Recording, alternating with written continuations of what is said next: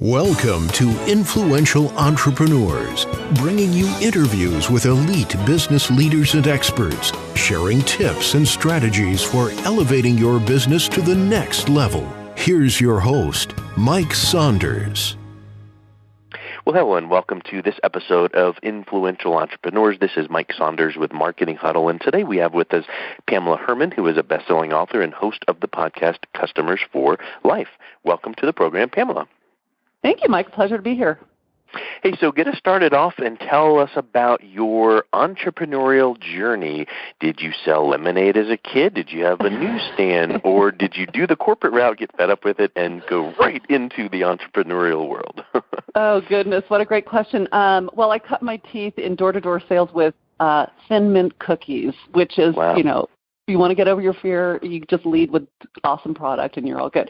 So, yeah, I was a Girl Scout and knocked on doors. But I was also, as a kid, a big crafter. And I would create things, for example, Christmas ornaments, just, crazy little ornaments to hang on the tree. And I would go to door and sell them. And, after a while, my neighbors were just so wonderful to me. They're just like, yeah, absolutely. 50 cents, sure, you got it. So that's literally where I got my chops for just having no fear around knocking on doors and just asking people, is this something that you would be interested in?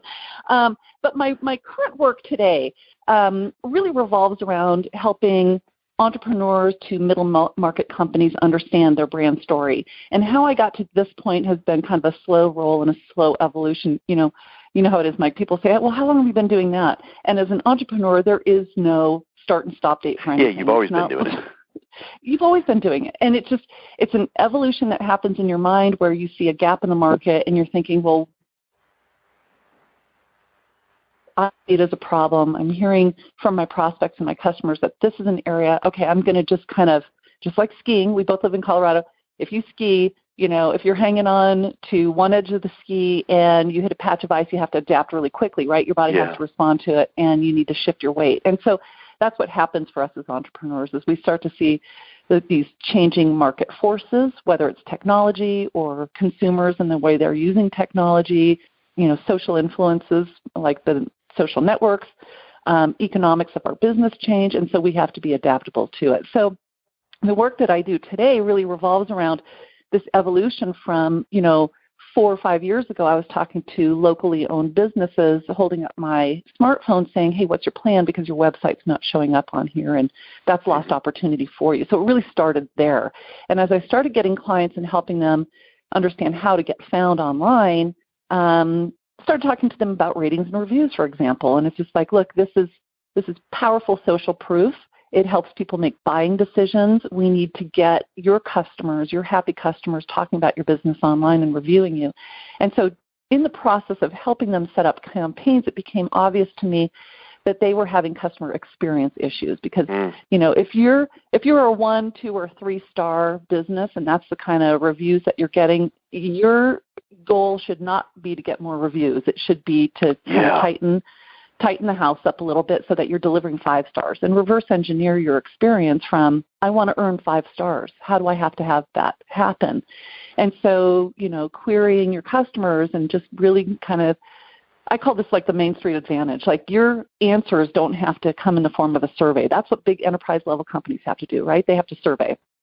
But when you're standing across the counter from your end client, you can just ask them, hey, how are we doing for you? And would you be open to hopping on to Google or getting into Yelp and throwing us a 5-star review? And if you can't toss us 5, then what do I need to do to earn that? And really just kind of get the answers right there.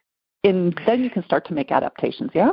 That's huge, and I live in that space as well, and one of the things you said is really super important because I think a lot of business owners, no matter the size, hear, I need to do X, so I'm going to go out and do it, but it's ready fire aim, and they don't realize that some things are more detrimental, such as, I need more reviews. I'm going to put a postcard out or an email and say, here's Yelp, here's Google, email it out to everybody, and all of a sudden people go right there and light them up.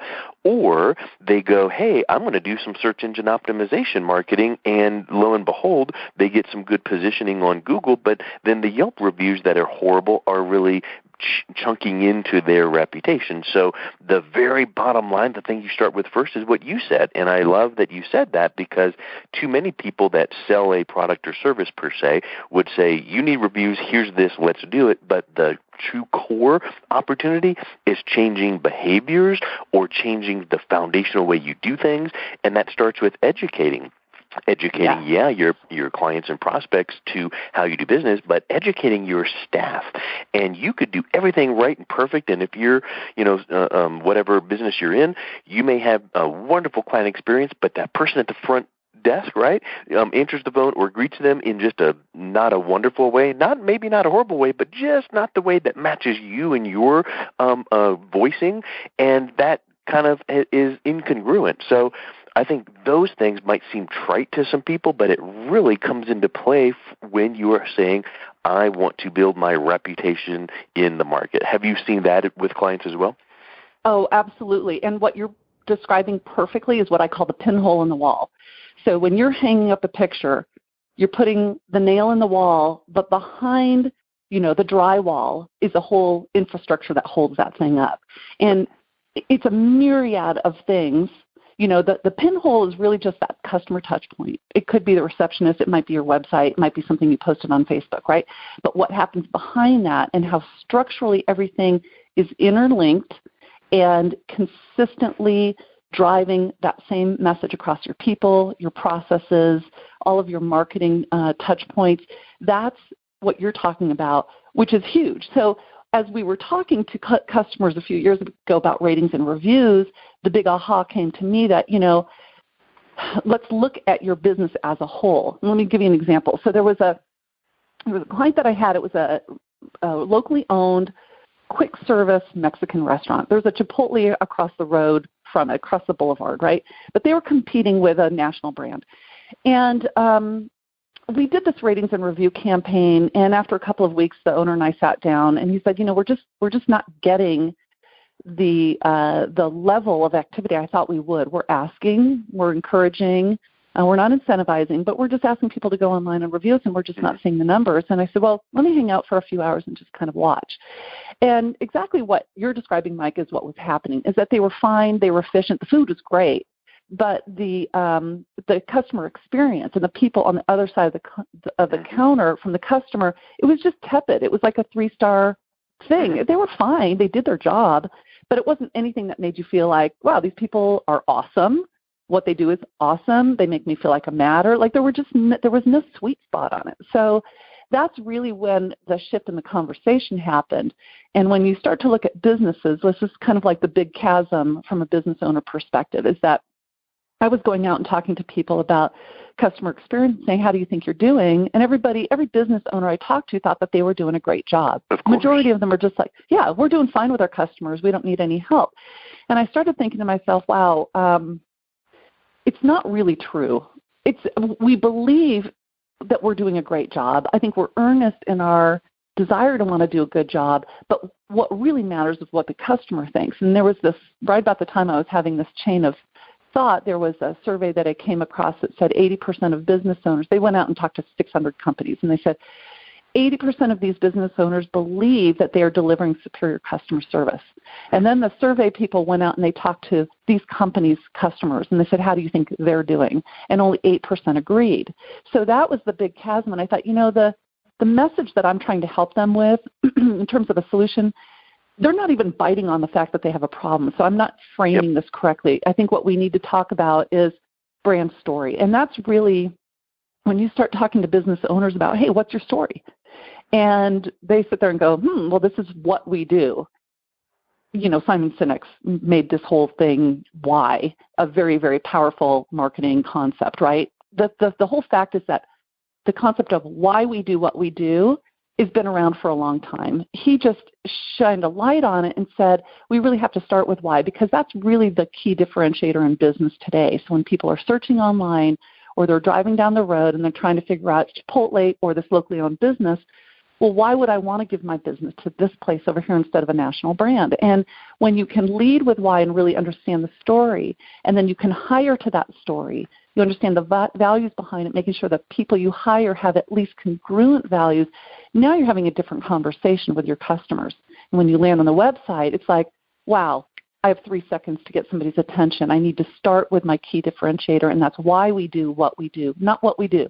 Because then you're just like salt, right? You're a commodity. Yeah, you really want to, when you go through like a course on creating your whatever customer avatar, let's say, and you need to find your unique selling proposition. Well, many times you're not selling your widget.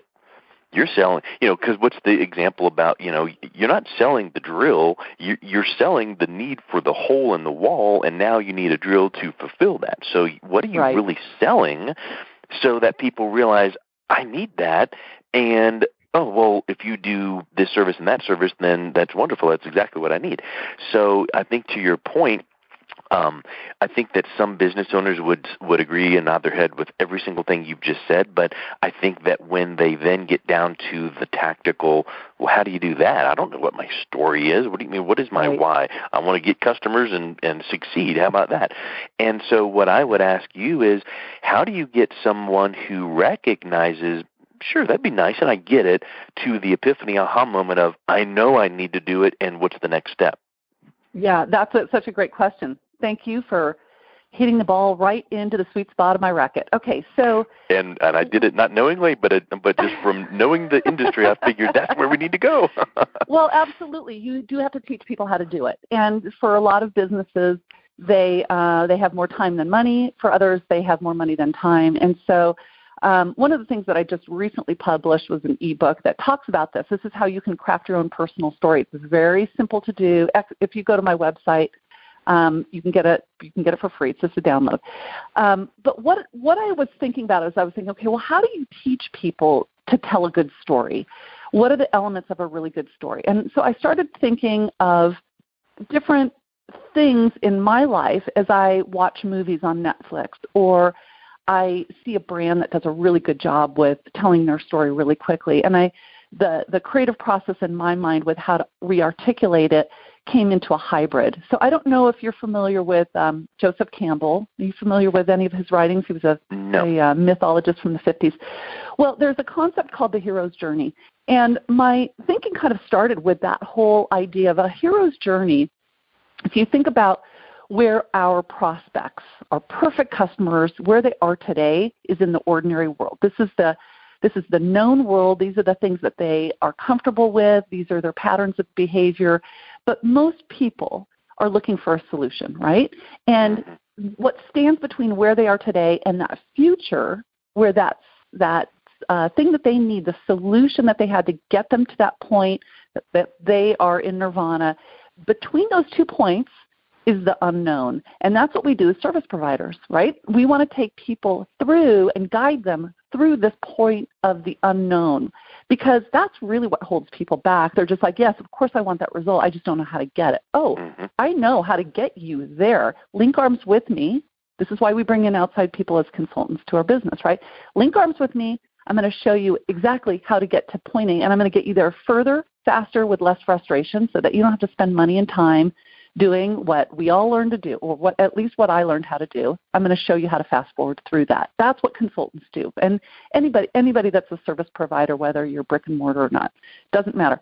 That's what we want to do, is take people through the hero's journey as designed by Joseph Campbell. And then I started thinking, okay, well, I watch movies all the time. I'm a very visual person. And I started thinking about this 3-act script telling. And this is what Hollywood blockbusters do, right? They break down who is the character, what is their challenge, what is the result that they want. What does that narrative look like as we write Titanic or Castaway? They all follow a very simple 3-act process. And I thought, oh, cool, that's really cool. So as business owners, if we could design the character, the main character of our story, that's our perfect customer, right? What are their challenges? What is that desired goal that they have? And it's got to be an overwhelming desired goal. And if you can align a narrative in that framework, now you can take that copy into your website, into your collateral. You can teach your sales team how to use this in sales calls. You can write case studies using this framework. It's an application of storytelling and narrative creation that gets applied across every customer touch point. And when you can consistently do that, your customer's head's nodding yes, You're speaking to me and my problem. How do we get started? It's that simple. You know, I love that, the word framework, and I think that too many times people go, I can't write no story about my business. But if you were to say, could you start with this and then write a few paragraphs about, and then could you move to this piece, and then how would this work out? I think that when you can baby step them into that, they find, or they could easily do that. And here's a little tip that I would say would be helpful. Let's think of that framework, and it could possibly be on a 2-page document that you have on your computer yourself, Pamela, and you would have like 3 or 4 screens open, let's say, and you would be able to get someone on the phone, like a client, and talk to them and interview or have a conversation about each one of those steps, and say, look, I'm not going to ask you to write this whole story because that might freak you out. You might not be able to write a blog post, but let me just brainstorm with you. So tell me about your business. And then you walk them through that framework. Yeah, I'll bet you if you recorded that and you transcribed it and cleaned it up and got it back to them and then said, now you put your little polish on that, it's there, because my contention would be there's a disconnect between your head and your hands, whether you're writing with a pen or you're tapping on a keyboard. People don't think that they know things, whether it's content or expert or authority or this story, but I'll bet you that they could talk it in a flash of a second and just go to town. That's exactly right. And, we were talking earlier before we hit the record button on how you help people write without writing, write their story without writing. You're absolutely right. I think we're much more verbal when you have prompt questions, and then you thoughtfully are even if you have closed your eyes and you're trying to imagine who is my ideal customer, and just having some real pinpointed questions to help me design that ideal niche down. Like I would work with these types of people all day long. Where do I go out and find them now on the online space? That's exactly right. The creation of this is actually quite simple. It's just really taking the time to kind of sit down and be creative in your thought process. Focused and creative, right? Yeah, focus. Just very pinpointed questions, and that's really what this template is designed to help you do. Just kind of take some time. And it's actually great, even if you have a team of people that you work with in your business, it's a great exercise to do. I do this with prospects all the time. I walk them through this same exact process where I'm just trying to understand, what do you guys collectively value? What do you think your ideal customer values? Let's talk more about designing that ideal customer. Now we can start to tell a story to them that's going to resonate. It's going to fall on their ears, and they're going to say, wow, I feel like you're talking to me. You really get my problems. It's like, yeah, I get your problems. You're not unlike, your problems are not unique, believe it or not. That's what makes me very uniquely qualified to help you, is I've helped many people identical to your situation. It's not as big as you think. Let me show you how to do this.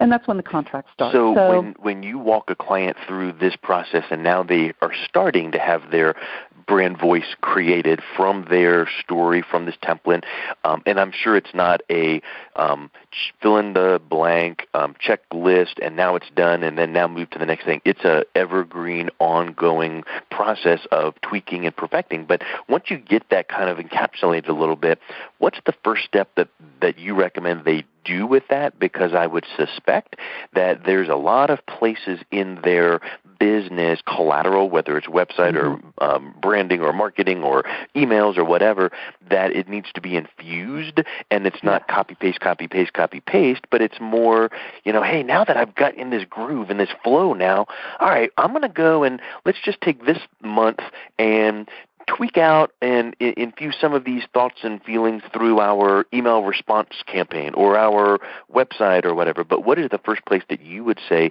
okay, you've got to start here?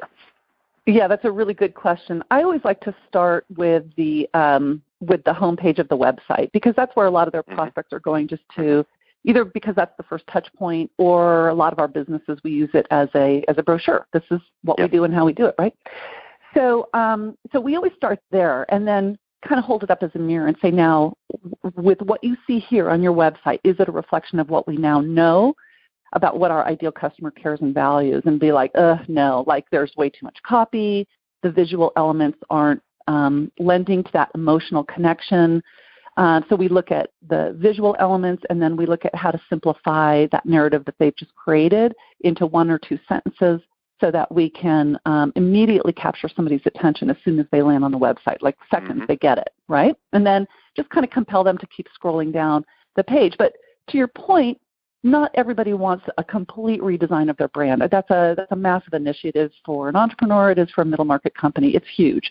So what you do want to do is just kind of chip away at it in these little tiny touch points. So I love that you brought up email marketing, because as soon as somebody comes to our website and we capture that information, we want to start communicating with them in that same narrative, that same tone, the voice, the personality of the brand. And so how does that translate? And what we oftentimes see, especially with like software as a service companies, is that their emails are written by not marketing people, but they're written by the developers, right? Because typically those things get written in early stages of our business, and then we never look at them again. So somebody opts into your offer on your website, and it's just very cryptic. It's written by somebody who is very high in logic, and it's just the nuts and bolts. But that would be a place where we would go back and say, okay, well, you know what? Now that we've got a prospect, it's like the fish is on the hook. How do we pull it in?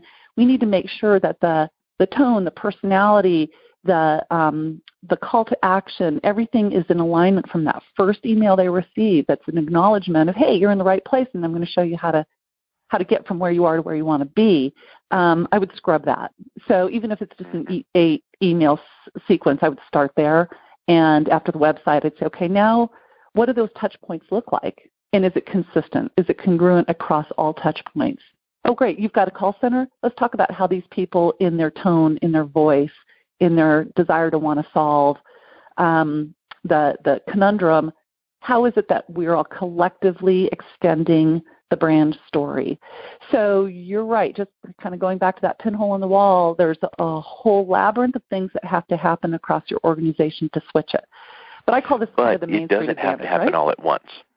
Nope, not at all. And I think that's a big thing for people to realize too, right? Because it's like, oh my goodness, you showed me 19 pages of, it is overwhelming. So you got to start, the main places, and then you just kind of make a action item, and once a week have your staff do this, or once a month have a work day, or a focus day to work in your business, not on your business, or things like that. So I think it's so, and here's something I have found in my work: when I have a piece of content, let's say, and it's brand messaging, and it's, the client has approved this piece and all of these ways that they talk about their business, right?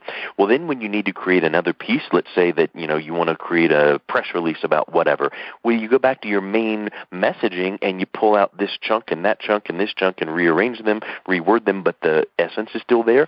So when you get this messaging down pat, it's not a cookie cutter copy paste, but it becomes your template, your own internal template that helps you then easily go, oh, I don't have writer's block anymore because I need to do this thing.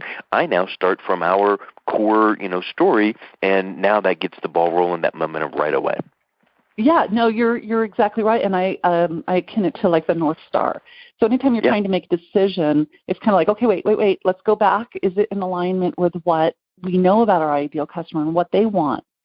Would they buy this? Would they click on this button right here? Would they take the action we're asking them to do? And oftentimes in our business at Create Buzz, we are constantly going back to that. We have a perfect customer. We have her name.